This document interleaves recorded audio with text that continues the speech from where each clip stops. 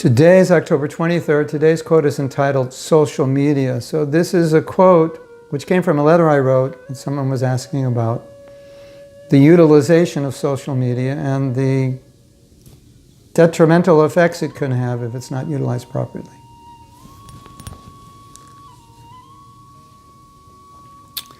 The principle is to use social media and phone for service. If you only use it for this and necessary social interaction, you can use the extra time to read Srimad Bhagavatam.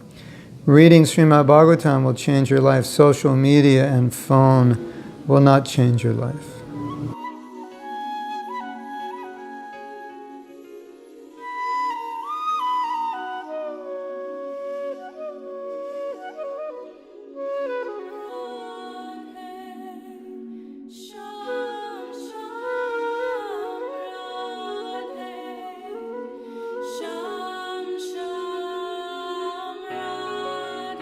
Okay, that's an assumption, that Bhagavatam will change your life, which it will, and social media will not.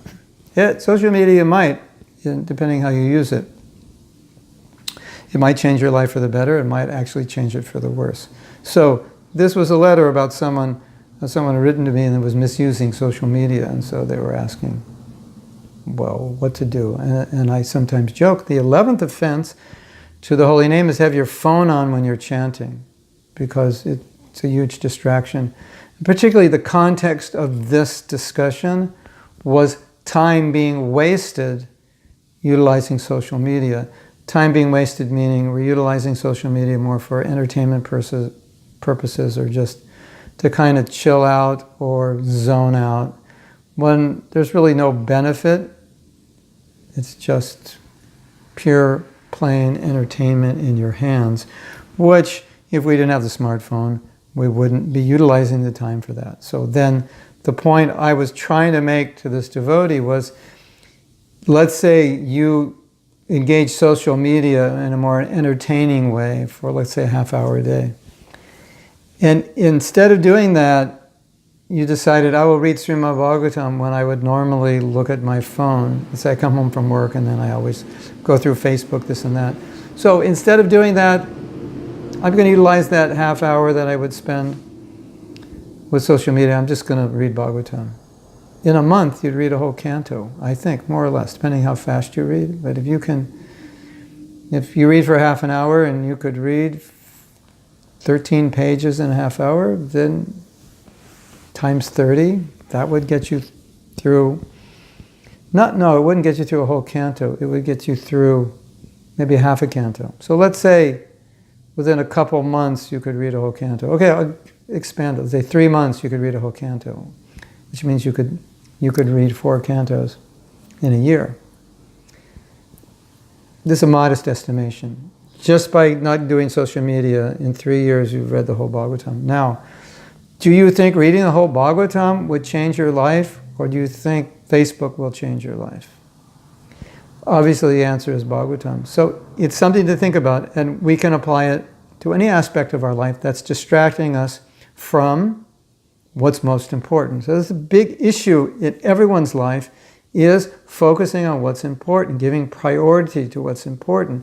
Maya's job will be to take what's important and put it on a back burner and put other things in front of you and say, do this, do that. And provide you all kinds of distractions and soothing things and entertainment and interesting things and so forth, just so you minimize your hearing chanting, because there's nothing as powerful as hearing and chanting to purify us. Nothing. And so if Maya can minimize your hearing and chanting, she'll keep you here another life, another life, another life, because it's the hearing and chanting that purifies our heart and also purifies our intelligence, because without clear intelligence, we can't extricate ourselves from the modes of nature and how they act upon us and all the Maya's tricks and subtleties as she works on our heart and our mind and intelligence. If we read Prabhupada's books regularly, our intelligence is very sharp, and Maya cannot pull the wool over our eyes, because we will see what's happening. And we'll see what's happening before she tries to pull it, and we'll prevent it. But if our intelligence is weak, it's like a knife that isn't sharp. It doesn't cut anything. So we cannot extricate ourselves from the material world with weak intelligence. We just can't. It doesn't work that way. So, Prabhupada's books, we must read them every day. Save time from all the things that are distracting you so you can focus on Prabhupada's books.